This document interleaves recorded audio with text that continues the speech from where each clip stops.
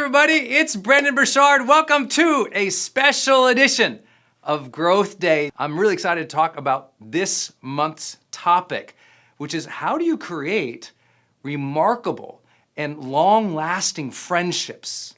And I'm talking about the kind of friendships that you love, the friendships that bring you alive, that bring you that connection, that help life feel more even meaningful, that help you progress and feel supported, help you be seen, help you feel a true connection with not just others, but with humanity, because the people around you are awesome. And when the people around you are awesome, you know you feel better about life. But we also went through this crazy last 18 months where so many people were isolated, where we had so much turmoil, so much conflict, so much in just uncertainty and fear in the world, where I really believe friendships really elevated, and you could see whether or not you had great friends throughout this pandemic or you didn't. You were able to see whether or not you got the support that you needed, whether or not you were able to maintain your sense of vibrancy in some of those times of aloneness, whether or not you had people who cheered you on when you decided to make a transition, start something new, or the kids left the house, or you got sick, or something was going on that was difficult in your life. We look to our friends. And I think that this is a very undervalued conversation in mental health. So much about the mental health conversation is appropriately about self-awareness, it's about mindfulness, it's about taking care of our stressors, and a lot of it is that solo work that we all have to do for self-mastery. But I can tell you that the great universities of the world, the psychology department is right near the sociology department because they go together. Like, we are social beings. And when you lose that social connection with the world, which usually starts through lack of disciplined habits with your friends, then suddenly life loses its color. And I think this is so important. You're going to hear me talk about friendship today in a way you probably haven't heard before, very much from what we would call a high-performance psychology perspective. And I think you're going to love this. So if you've been struggling with friendships in your lifetime, not either having enough friends or not having the quality of friends that you've always wanted, this is a serious conversation today. I can't imagine a time, at least in my life so far, where friendships were so incredibly important. I get to share some of the things that really have worked, not just in my life and my friendships, but in studying this work deeply over the years, in recognizing how many people are entrepreneurs, high achievers, people who are trying to make great impact in the world. You're here today, and sometimes that journey can feel very lonely, or when you get to the top, it can feel lonely, they say, and I'm like, I kind of believe what my friend Brian Tracy and mentor said to me one time. He said, if it's lonely at the top, you did it wrong. I thought, woo, that's good. That's good, because maybe sometimes we value today progress. We value today getting things done. We value that top mountain of achievement. And then we look around and go, oh, nobody really knows me. I don't feel a connection to others. Yeah, I got the thing, the house, the car, the bank account, the accolades, the Instagram page, and all of a sudden, though, something's missing. And friendship is one of the greatest vehicles to the real psychology of well-being that we talk about here at Growth Day. And I'm going to share with you a secret today, just a simple phrase. You're going to go, oh my gosh, that's why my friendships aren't going right. So you're going to love this session. I say that triangle, right, of well-being that we talk about Growth Day. Aliveness is one of the things we all want after we had everything else, right? Another thing we want is connection. We're not after casual friendships here today. We're at like, how do I create authentic, deep, trusting, vulnerable, fun, real relationships? Because how many of you have ever had friendships that turned out to be fake? You thought you had a good friendship, and that thing turned out to be not so good, or poisonous, or somebody they weren't loyal to you as a friend, or they lied to you, or something went wrong. You thought, what? how could that happen in that relationship? And I always tell, like, friendships are a science of relationship, right? It's about how you create relationship with others. And I'm going to give you, again, a phrase that will really help you with this today. And then if it's true that we want aliveness and connection, this triangle, another thing that we want is meaning. Well, meaning isn't achieved just by living your purpose each day in your own head. Meaning is achieved through a social relationship network.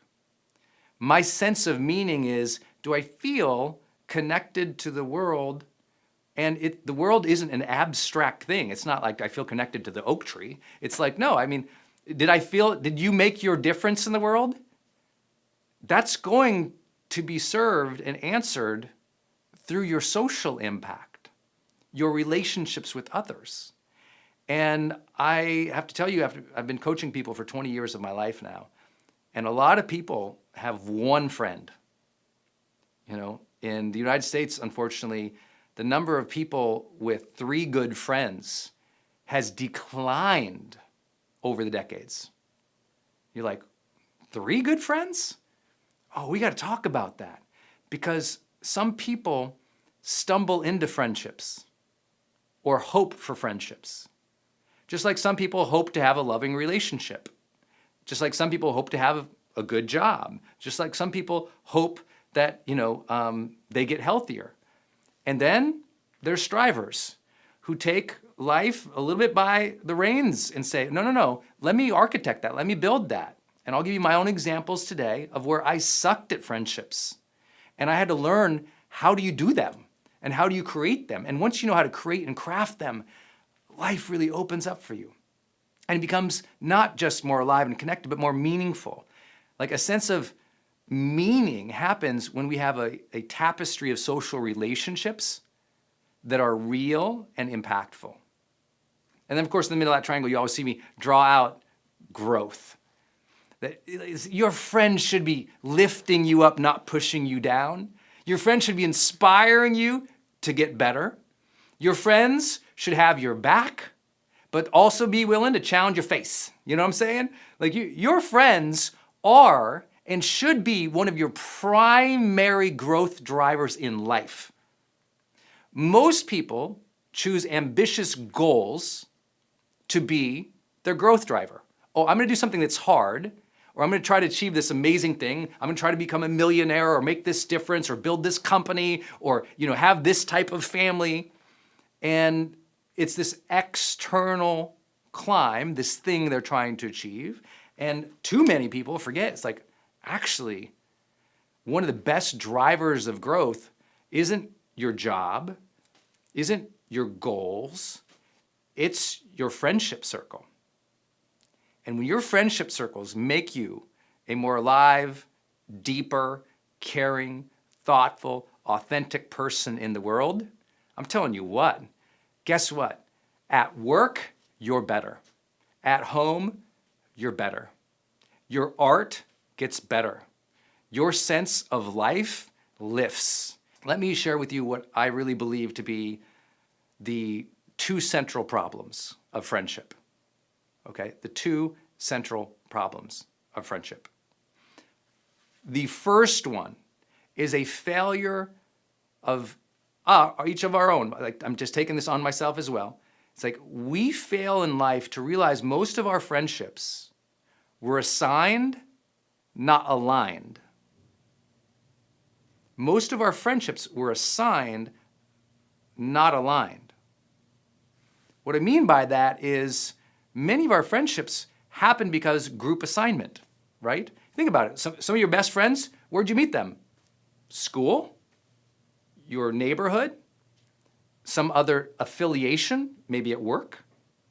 Maybe in a group that you joined? So it was like, oh, we showed up somewhere or we were assigned somewhere and there was that girl who sat next to me in class. We became friends. Or, oh, I worked with this person at work. And we were coworkers. We became friends. And these are kind of like assigned friends. And I know that sounds really weird to say, so bear with me a little bit. I don't mean that the manager was like, you're going to be friends here.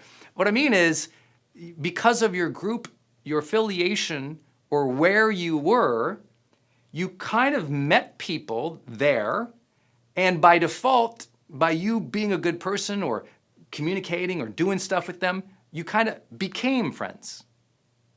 Versus, that's like an assigned friend. It's like, oh, because we were here, we became friends.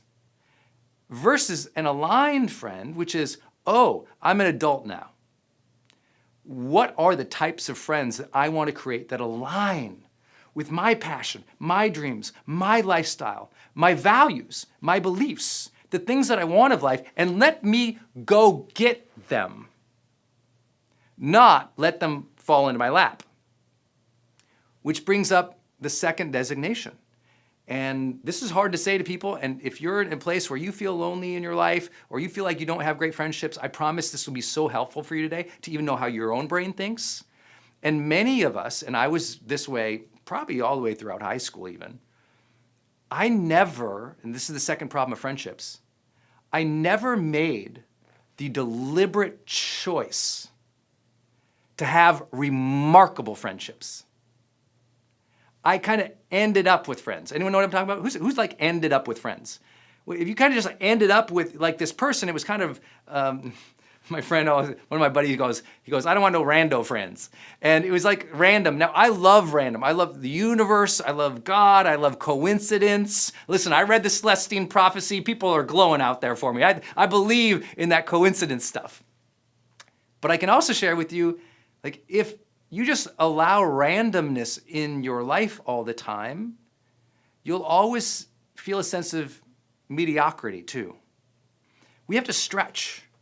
We have to choose our life. And to choose our life, we have to be deliberate and go, what kind of life do I want? I would like you to learn to architect your ideal friendships.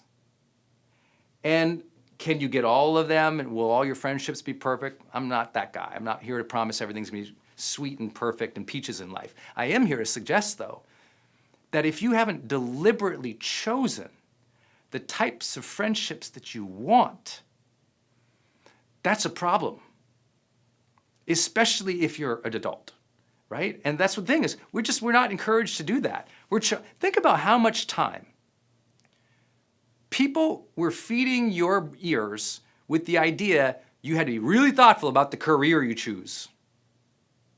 How many of you ever had more people tell you more times about be so thoughtful about the school you choose, the career you choose, but no one ever said as much, be very thoughtful about the friends and the friendships that you build.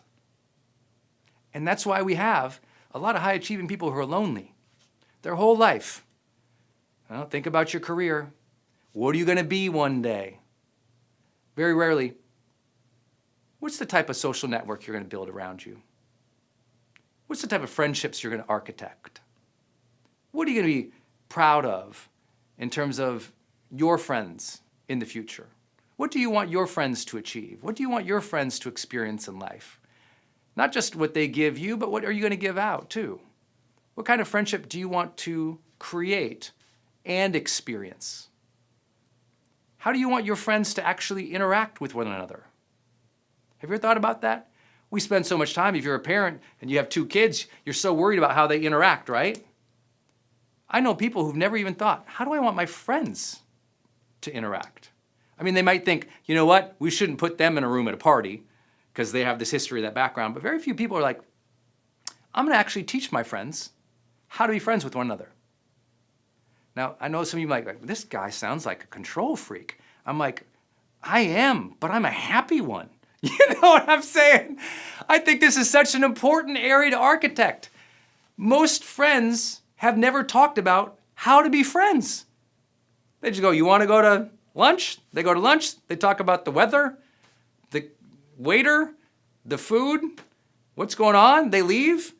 And there's no architecting. There's no, I think of like, social systems are things that can be shaped. You all think like at work, right? How much we talk about at work, building a culture. More books and more people have spent time on this conversation of building culture at work and never the culture of a friendship. Isn't that weird? I don't know where along the line we lost the conversation and the desire to choose to build awesome friendships and a culture of friendship. Meaning not just friends. Most people think of, I want a friend, right? When you're in high school, you just want a friend, right? You're just like, at least I was like, can I get one? You know, it's like you worry about having friendships when you grow up. And usually that means you think, and we're all trained this way, especially in Western cultures. We're taught to have a friend, and we think in a very individualistic mode. I and this person are in relationship, and then you have another friend. I and this person are in relationship. And maybe you go out and you try to get them together, and we have a party. But even at the party, it's individual nodes, me, that friend, and this friend. And I don't get trained as I'm getting older to think as a systems social architect. Oh, wow, look at all these nodes, if you will, these friends. If I like each of these people and I have a relationship with each of these people, why don't, in some way, I weave them together and create a tapestry of friendship where I'm actually connecting the dots and creating a culture of friendship? See, we don't think like that, do we? I was a very kind of solitary child. I was kind of in my own little world. I don't know about you all, but I was definitely, I would be like an introverted kind of child. I kind of kept to myself. I like to play with my toys kind of by myself. In elementary school, from what I can remember, I was kind of solo Brendon. I didn't see social systems, right? I was in a class with kids and a teacher, and I had a relationship with the teacher, and I had a relationship with this person or that person or not, but I couldn't see the class. I couldn't say, oh, like this group is kind of like this. Instead, it was just like, she likes me or she doesn't. Teachers like that. I didn't see the system. Today, I'd like you to try to see the system a little bit. See the system of the friendships you've built in your life. See the system at play at work. See the system of your culture or your nonprofit or your company. When you can start seeing a bigger picture and get out of your head a little bit, now something happens. There's connection, there's community. See, everyone says, I want community. I'm like, well, you can't be an individualistic person in the community forever. You have to elevate to seeing the system. If you'll never be a community member or an effective one or a helpful one if you can't get out of your head. Well, I'm saying that not as judgment to you, that was me. So there's no judgment here. If you don't have friends, I'm telling you my story too. I was a solo person. I was in my own head. I couldn't see the class. I couldn't see the system. And so I felt apart. And because I felt apart and I couldn't see what was happening and I didn't know how to engage, I was lonely. And then when I finally made a connection with a friend, that friend became my life. Later on, that perpetuated into, some of you guys know my story of my first breakup with my high school sweetheart. I was destroyed because that was my one person, right? That was my one node in the world. And then when that relationship fell apart, I fell apart and became depressed and suicidal. And so how we relate with one or multiple people can completely shape our mental health. I know you already know that. And so I had to learn, wow, one, I don't want to ever be dependent on one friend. I want to build a support system. You ever heard that language before? No one says, go build a supporter. I want you to listen to the language of successful people. When successful people are speaking, they never tell you, go build a supporter. They say, go build what? A support system, a support network. Oh, I got to get out of single node thinking. A node is one individual unit. And I got to get into the system. I got to stop thinking, does Sally at the class next, does she like me? And if she likes me, my whole life is good or bad or ruined. And I got to go, there's a class here. There's an energy, a vibe, a spirit. There's rules and norms. There's a culture here that is happening. How do I want to participate in this? And how do I want this culture to happen too in ways that I can affect? What do they want? And we all have to start thinking about that more in a society in which we're supposedly connected, but we've actually become individual nodes in the network. Hey, my friends, it's Brendon Burchard, founder and creator of Growth Day. Welcome to an awesome session where we're gonna talk about the leadership principles and practices that can help you have a greater impact in the world, in your family, with your teams, in your community, as you're somebody who wants to be a person of influence. You wanna help people, you wanna serve people, you wanna do something significant with your life that really matters. You got to start working these practices and principles in leadership. Without leadership, we don't make our impact. So I'm pumped to be here today with you and this Growth Day community, because that's what we are all about. Our mission is, how do we enable you to have a home for personal development? How do we make self-improvement a way of life for you so that you keep getting better and better and better at what you're doing, about who you are, so you can reach your full potential and so you can serve your highest purpose here? I always begin with principle number one, my biggest belief, my biggest teaching in all of leadership. And it's 5 simple words. People support what they create. People support what they create. This is the defining leadership principle of my life. Every time I'm working with a leader and they're frustrated with the coworker, they can't get the team to be motivated and energized. The down line isn't performing. The up line isn't listening. We got this problem where you can't mobilize a movement, and or you started a political action committee and it didn't stick, or you started your nonprofit and no one contributed. It always comes down to a fundamental misperception about this topic of leadership. Leadership's fundamental principle is that people support what they create. If you want people to follow you, they must create with you. They must feel enabled, trusted, empowered, autonomous, capable, rewarded for participating in the journey, in what we'll call the vision today, right? If they don't have any hand in shaping it, and if they have no reward, autonomy, or trust in participating in it, they got no skin in the game. They got no reason to be enthusiastic, excited, hardworking, excellent. So what happens? Well, as you see around the world, it's like we have these command and control old models from the past, these dictatorial ways of leading, where it was like, do this, do this, do this, very early 1800s stuff that should have been done by the 1950s, but people are still learning. And so you have this situation where a lot of people still think of like, oh, I have positional leadership. I'm the boss, or I'm this leader. Everyone needs to only do these things. And it becomes a one-way street, or it becomes something where the leader doesn't have the connection with everybody else because no one has a part in it.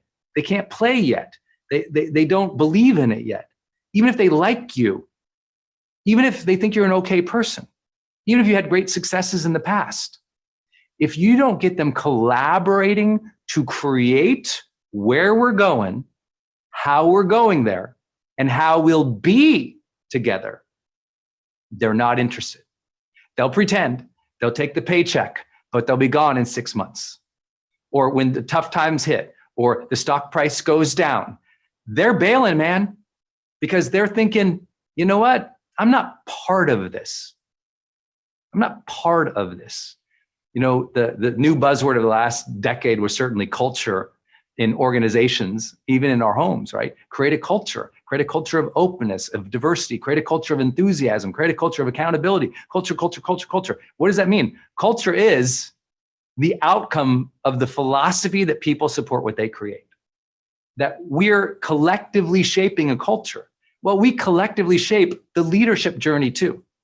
And so if you don't feel like you have buy-in from people, which is the #1 complaint of all leaders worldwide in my research at the High Performance Institute, the #1 thing I ever found was that leaders are disappointed, discouraged, or demotivated because they don't get buy-in from their teams. Most of the time, they blame the teams. They blame the organizational structure. They blame the old leaders. They blame their spouse, their partner. They blame anybody they can Why won't the school board listen to me? Why won't this person, they won't do this. I have this idea, no one comes along. It's because you have this idea and you didn't invite anyone to come along. You just told people what to do. You told people how to think. You told people how it's supposed to go. And I'm telling you, we live in a participative global culture now where people want a voice. And so much of leadership is understanding where to open conversations to allow diverse voices to come in, have a perspective on something, even if you or the leaders maintain that decision-making authority. The active participation and enrollment of conversation is the difference maker.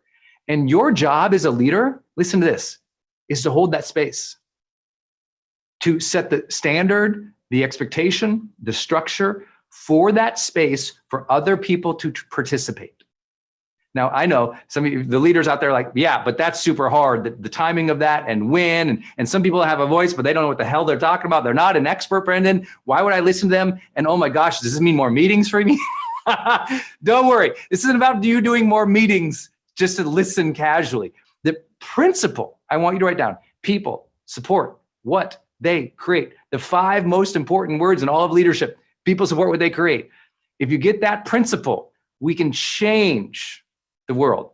When you don't get that principle, you don't get the followers.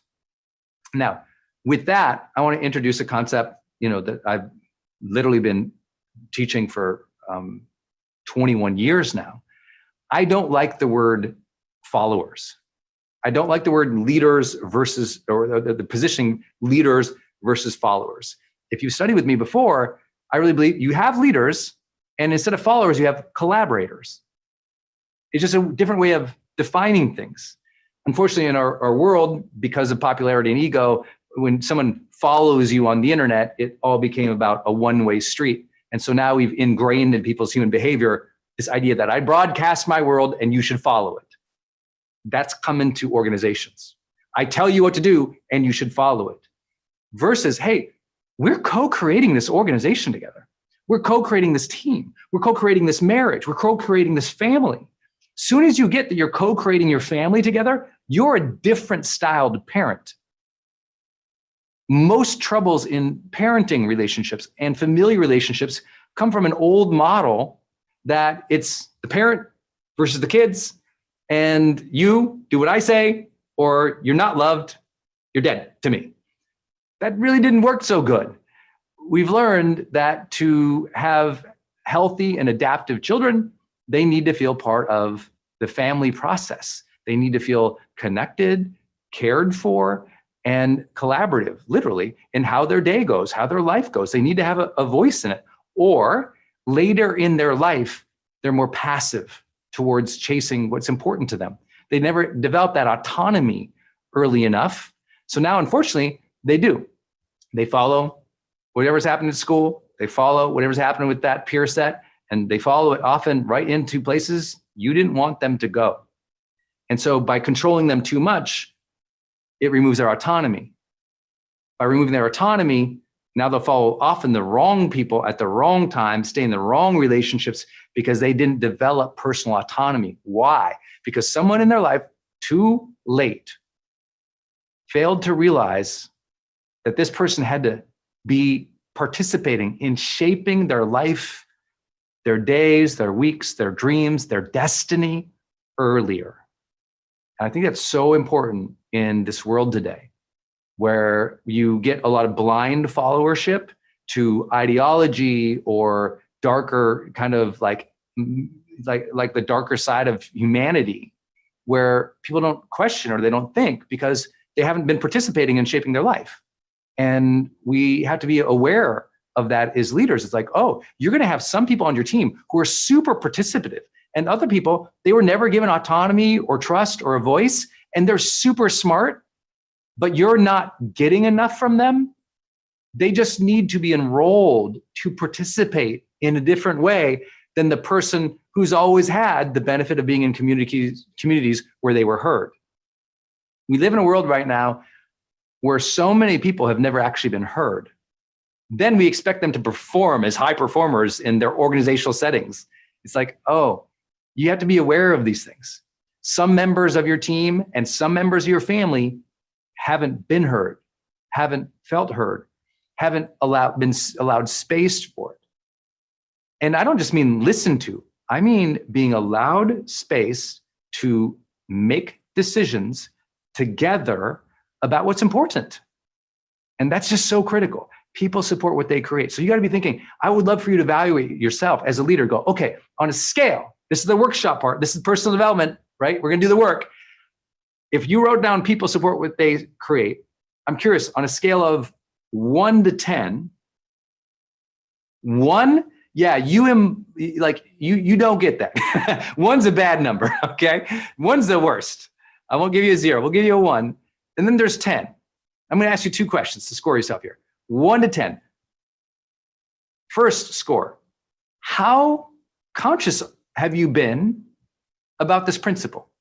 Like when I say people support their create, you're like, oh yeah, I get that. I've been doing that. I'm aware of that. That's important to me. 1 has not been on my radar. 10, that's been on my radar. Did you know the higher you score on that, the higher life satisfaction you have, the higher connection you have with your employees, the longer your employees tend to stay employees? I know you're not all organizational leaders, but it basically means that the better you've been conscious about this and practicing it, the happier your culture, your team, and others are. They want to be on that journey. So put that front of dashboard. I call it front of radar. Like that's on your radar. That's on your dashboard.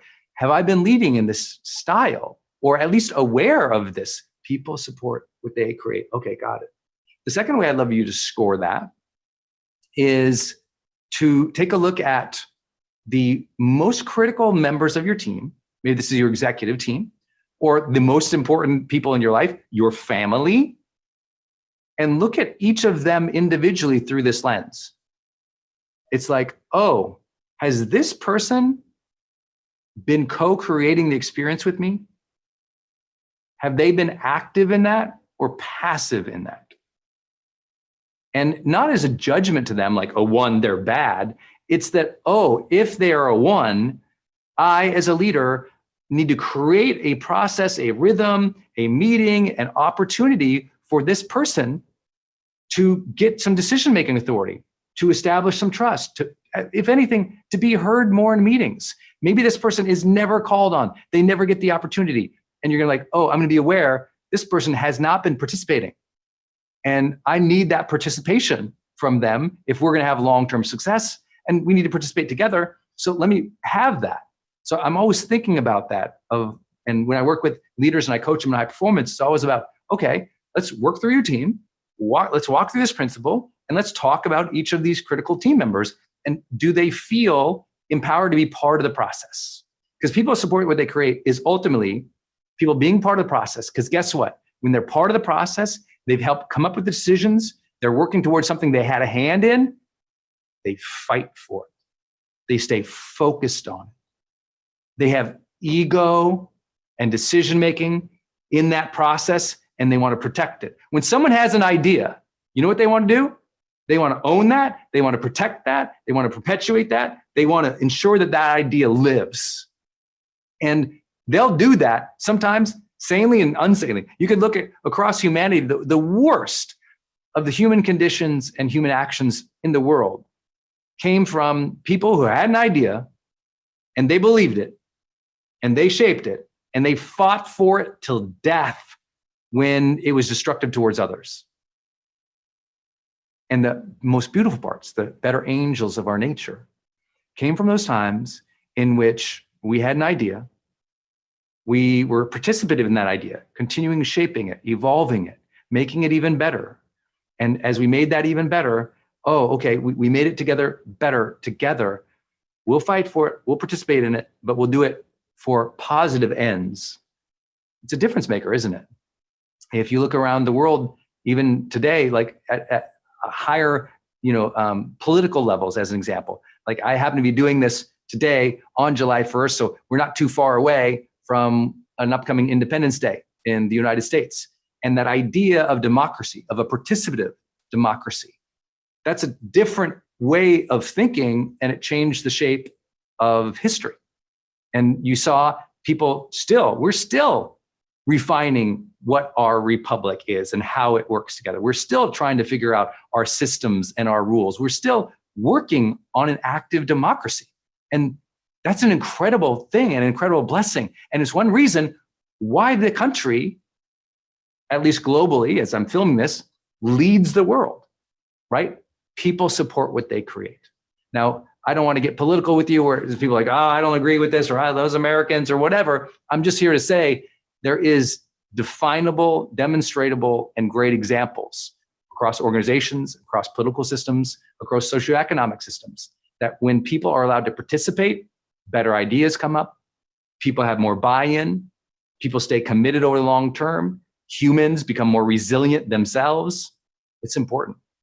It's so important. So please take an active role in this day. Score yourself, be honest, and think about this and how you can amplify this. If all you did is understand this principle and you practice this principle at the deepest levels, you would so far surpass almost everybody you're working with, I promise.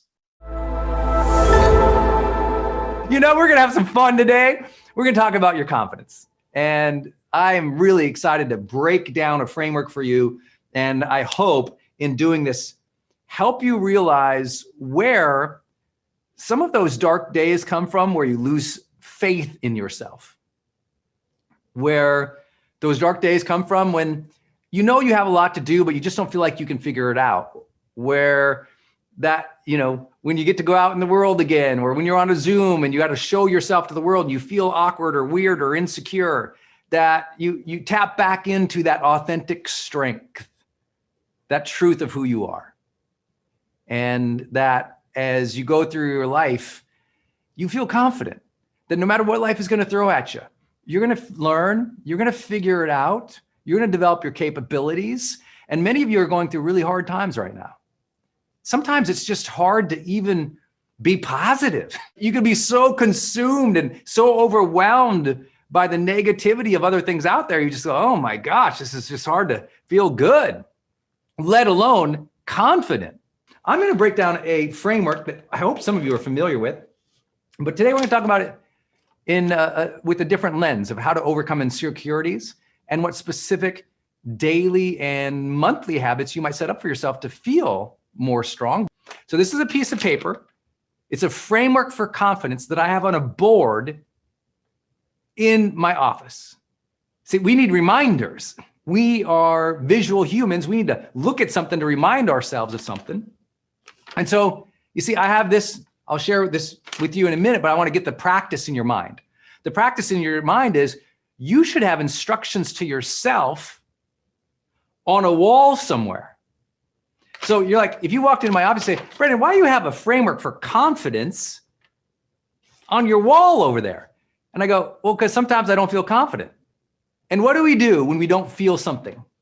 Well, when we don't feel something that we want to feel, we tend to feel not good because we're like, I don't feel this, so I feel bad about myself. Or we tend to distract ourselves. I don't like this feeling, so I don't know what to do, so let me just scroll through the internet. So to me, what I've done is I've got a board over here, and there's my framework for happiness. Do you have a framework for happiness on your wall yet? So that when you don't feel happy, you go, I don't feel happy. What's going on with me? And you can just go look at it and go, I've got my checklist for happiness right there. I forgot point number 3. No wonder I'm not happy. What I'm trying to suggest to you is maybe you give yourself a checklist, a framework, a set of instructions for the feelings that you really want to experience in life. And when you're not feeling it, instead of retreating into the comforts of distraction, you go back to your instructions. You know what makes you feel good. And it's time to write that down and look at it more consistently. Here we go. This is my confidence checklist. This is my framework for confidence. I'm going to break down each of these areas. And even if you've seen this maybe before with me, what I'd love to do is break down where these grow into trouble, where these are developed and strengthened, where these can be applied in your life financially, in your life, in your marriage or your relationship with your partner, with the kids. So I'm going to break down each of those things, each of those areas. I'll use a card here for you. We're going to start with that very first card here, clarity. Human beings are a goal-directed species. If we don't have clarity on what we want, if we don't have clarity on who we are, if we don't have clarity on what our intentions are in social relationships, it's unnerving to us. Well, if you ever felt lost in life, you know that feeling. It's coming from a lack, often of clarity.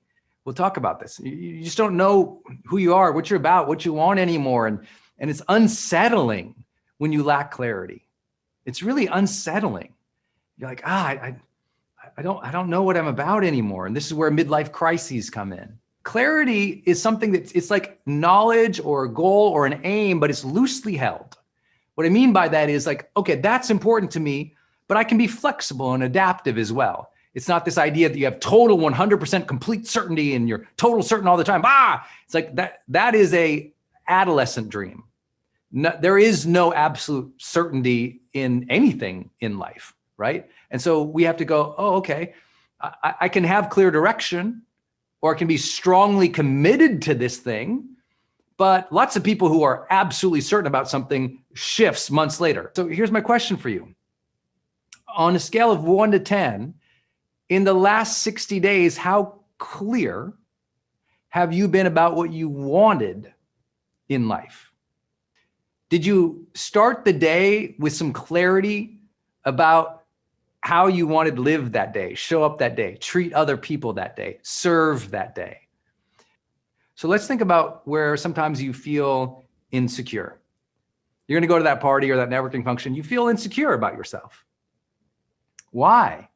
Because in your mind, the insecurity in that moment, in that situation of the networking situation or the party is coming from, I don't know who I am in here. I don't know these people and who I'm supposed to be with them. I don't know where to go or where to stand or who to talk to. And so it's unnerving. The insecurity is, I don't know what to do in this situation. Now that type of confidence or lack thereof is something that psychologists call self-efficacy. Self-efficacy is about, I don't know what to do in this situation. That's where the insecurity comes from. Positive self-efficacy means I believe that I know what to do in this situation. I can handle this. Even if I don't know how yet, I believe I can handle this. I have the competence to take this on, as an example. That's positive. But a lot of things in life you don't know how to deal with. You don't have self-efficacy because you don't know how to handle it yet. This is a new party. You don't know anybody in it. It's a new networking event. You've never met any of these people. How do you get more confidence in that? Well, one simple thing you can do is start with clarity. Like, okay, I'm gonna go talk to people. What's something I'd love to share about myself with every new person I meet? Oh, okay, lock that in. Okay, got it. What's one question I could ask every new person I meet? Okay, let me lock that in. Okay, just those two things have been found to dramatically increase people's sense of confidence in social situations. I know what I'm going to share about myself. I have clarity on it. I know what I'm going to ask them. I have clarity on it. Just those two simple things. The problem with clarity is it's a double-edged sword. A lot of people, their clarity is, I'm awful. I'm worthless. I'm no good. And they've stacked up all these experiences to strengthen that belief. And their clarity is, well, I'm a jerk. I don't deserve success. I won't have success. They've got clarity, but they got the wrong kind of clarity. See, confidence requires positive clarity, not negative self-defeating clarity. So clarity is a double-edged sword. If you believe the wrong thing about yourself, that's going to hurt you too. So what's the opposite of that? Well, I'm going to start viewing myself positively. How can we do that? Well, you know what? Maybe each day for the next 10 days, I'm going to write down a strength that I have. Write down 10 positive things about yourself every day for the next 10 days. Watch what happens for you. You start shifting your perception of yourself. Here, my little framework, we're going to go from clarity now to congruence.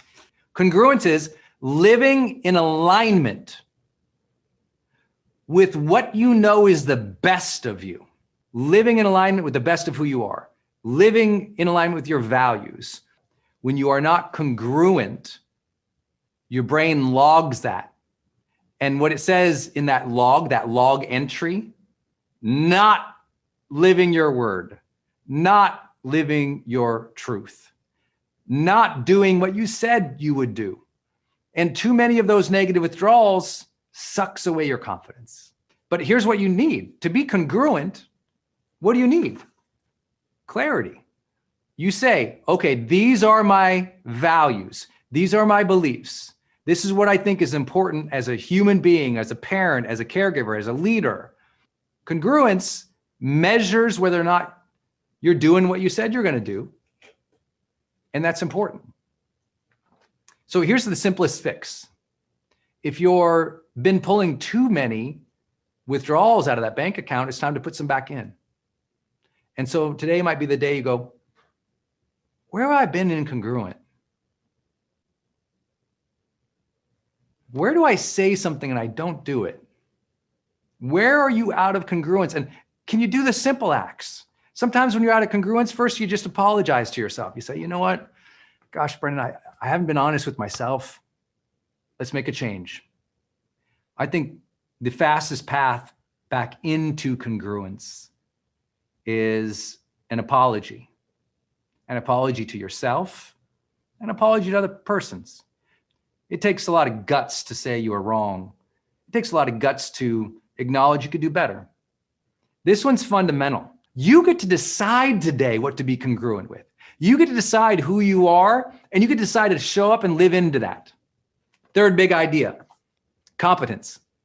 Right? Competence, it's a collection of knowledge, skill, talents, and abilities. The good news is you can increase this.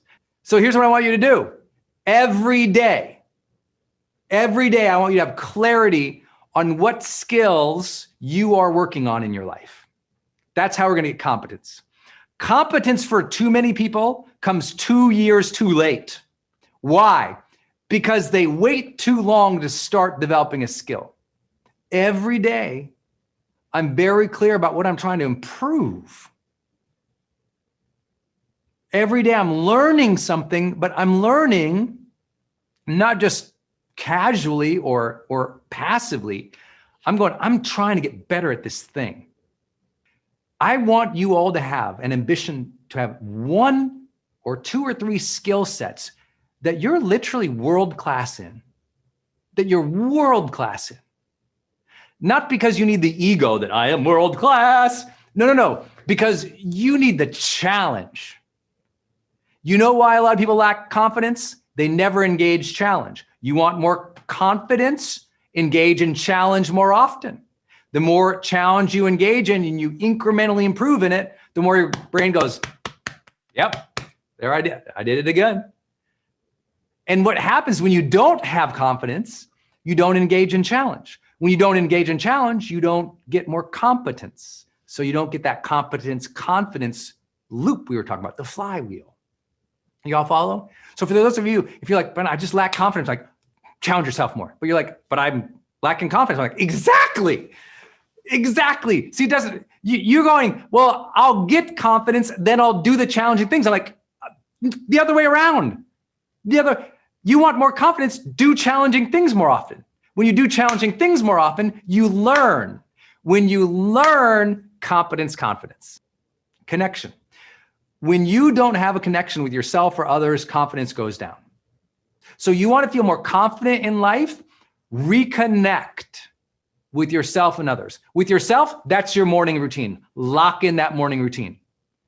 The more you feel connected to self, the more confident you are. But you need the time to connect to yourself, away from the email, the social media, the obligations for the kids, the family, the husbands, the spouses, the team, everything else. You need that moment where you're like out and connecting with yourself, with your thoughts. You need time to think and to feel again. So turn off the TV, go for the walk.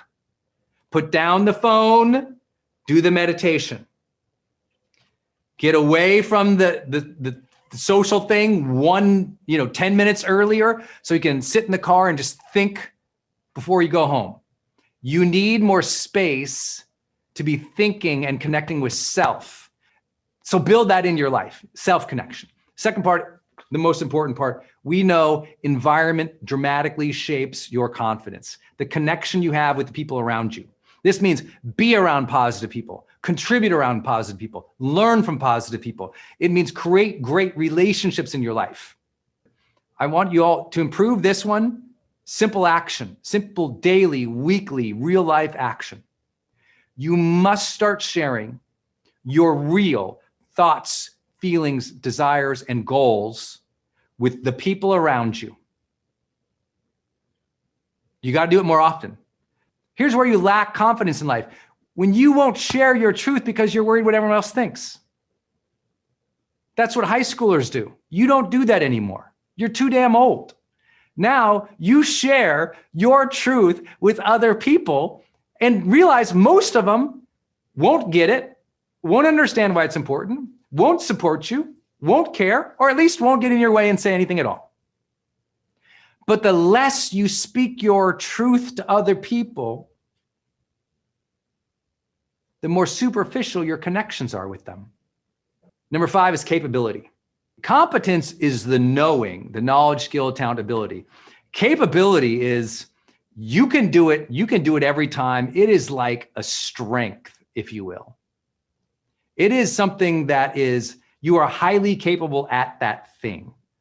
You are at another level of skill that it shows up every single time. But here's the truth. Capability is as much as a mindset as a competence. Let me give you an example. A lot of extremely smart people who can handle the problem don't handle the problem because they don't feel capable. It's like, yeah, I know it, but I don't do it. See, there's a difference between knowledge and execution, which is often the difference between competence and capability. See, competence is like the foundation and a stored value, but it's expressed through execution, capability. You want to develop capability? It means you get in the mix, you do the work, you show up, you try. Capability means I know I will execute.